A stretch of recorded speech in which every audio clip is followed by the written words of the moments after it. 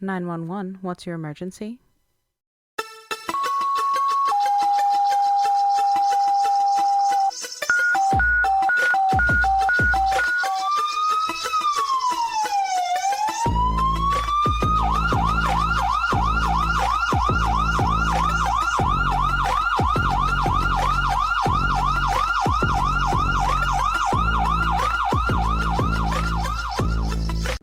Welcome to Dispatched and Dysfunctional, because sometimes the worst calls make the best stories.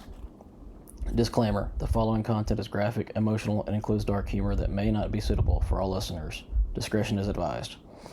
These stories are based on real-life EMS and first responder experiences. They may be disturbing to some and are definitely inappropriate for your HR department.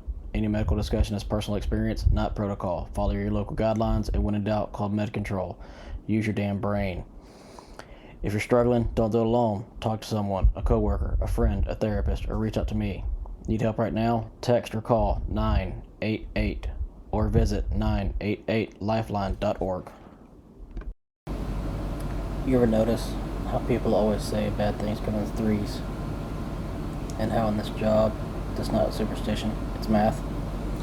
This call was one of those days. This proved to me that it's not false, but fact.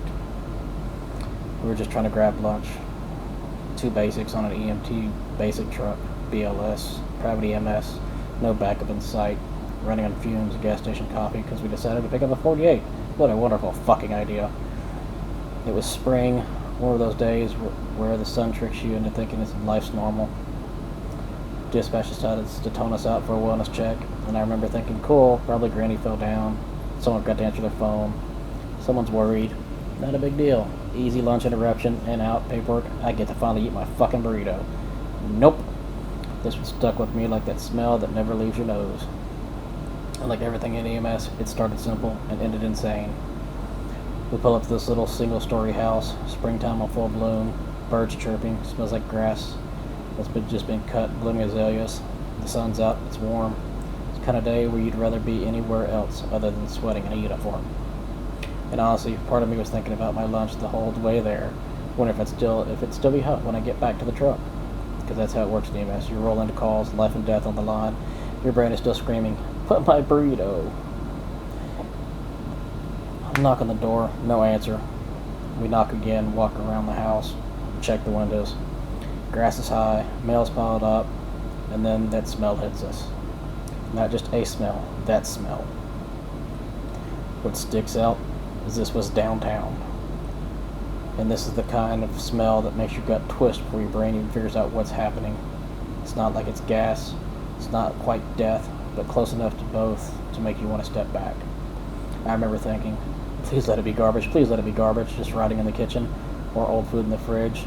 Anything but a body, please God, not a body, because you know what? A body, that means more fucking paperwork, and a fucking smell, and fucking more goddamn dreams. My partner and I look at each other, eyes wide, no words, just a silent agreement that we might be about to see something we'll remember forever. The closer we get to the bedroom window, the hotter the air feels radiating out. The smell gets thicker, almost like a syrup. Something's definitely wrong in that house. We paid for fire, paid for PD. Fire rolls up, PD rolls up behind them. Fire pops open the front door, they move in. PD checks, make sure it's not a crime scene. Smart move. But me and my partner just stand in the yard. Half open, they come out and say it was just a gas leak. Meemaw fell asleep. Busted pipe. Spilled sewage. Something. Nope. They find the patient in the bedroom, come back, get us. He's lying in the bed just like he went to sleep. Covers pulled over him. Sheets, blankets, comforters. But the thermostat's cranked to hell. Outside's in the 80s, inside easily triple digits. I remember the heat rolling out of that room like it had a pulse. The second that cracked that bedroom door, that smell hit us like a fucking sledgehammer. Thick, choking, hot. It clings your skin, your hair, your clothes. You can feel it stick to your chest when you breathe in. Flies are swarming around, maggots are worming around on the ground. The air's almost vibrating with a buzz. I catch my partner flinch and take a step back.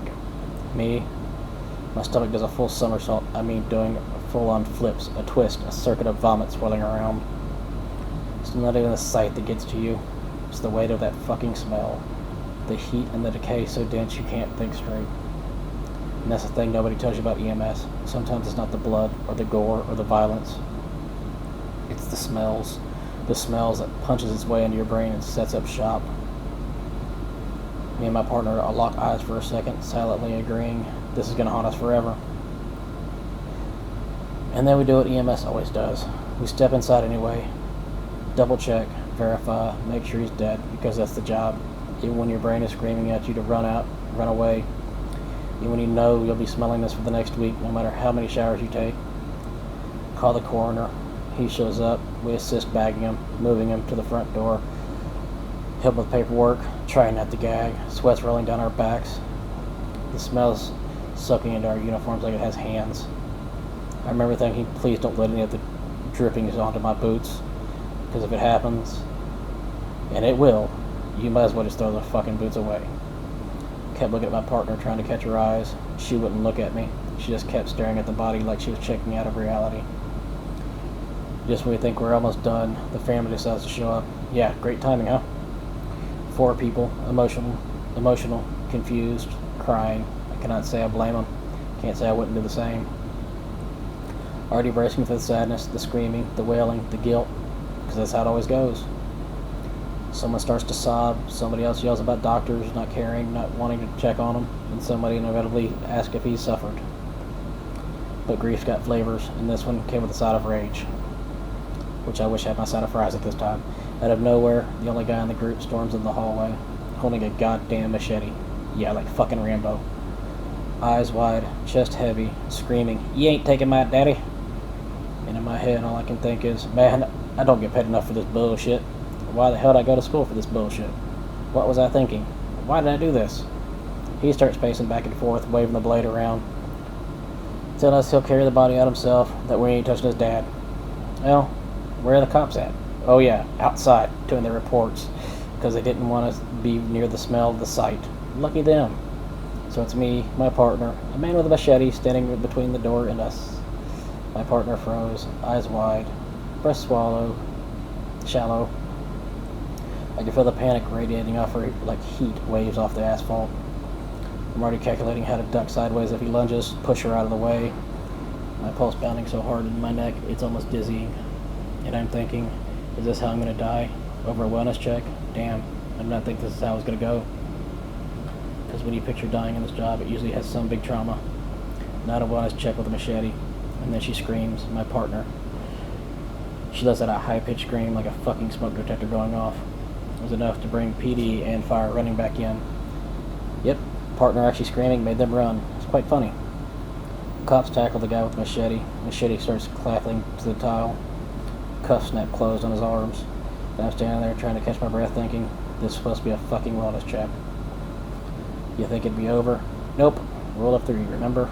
In the middle of all this, the sister collapses, falls flat on her face right on the tile. She goes into a full-blown seizure. No ALS on scene, no ALS nearby, no nothing. Just 2 BLS basics and a house full of chaos. The perfect EMS math equation. We shift gears fast. Put her on her side, monitor her airway, call for ALS. Fire starts helping us out. She stabilizes enough that we can load her in the back of the truck and roll. Call ALS for intercept. I glance at my partner while we're prepping the stretcher. She's pale. She's staring at the patient like she can't reset her brain. My own hands are trembling so badly I have to consciously tighten the grip on the rail. It's a moment where everything both is slow and loud. The buzzing in your ears, your own heartbeat roaring, the weight of everyone counting on you to hold it together. We finally meet ALS halfway, give him a hand over, give him a report, and right as we're securing her to the stretcher in the back of the truck, she starts to seize again. Because of course she does. What else would you expect to happen on this fucking call? But ALS is there now. We've done our part. We get her through round 1, and sometimes that has to be enough. Most of the time, it doesn't seem like it, but it is. Here's the part that nobody tells you when they hear just a wellness check. They don't see the body bake in the back of the bedroom. They don't hear the machete slam against the tile. They don't feel that split second of dread when you realize no one's coming for a while. And you and your partner, you're it. They don't see your partner's eyes go glassy or your hands shaking from death to threat to medical emergency all in one goddamn living room. And the public wonders why we're so tired, why we're so sarcastic, why we joke about the worst things imaginable to life, why we seem so odd when we're in public or having bizarre conversations with our families at the dinner table. It's because if we didn't laugh, we'd break. So I went home that night, stood in the shower for about 30-40 minutes. Smell was still on my nose. My shirt smelled like decomp even after 2 wash cycles.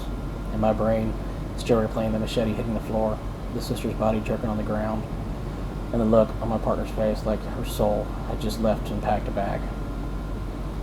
I kept thinking about the wellness check part of that call. A wellness check, like it's supposed to be easy, like it's just paperwork.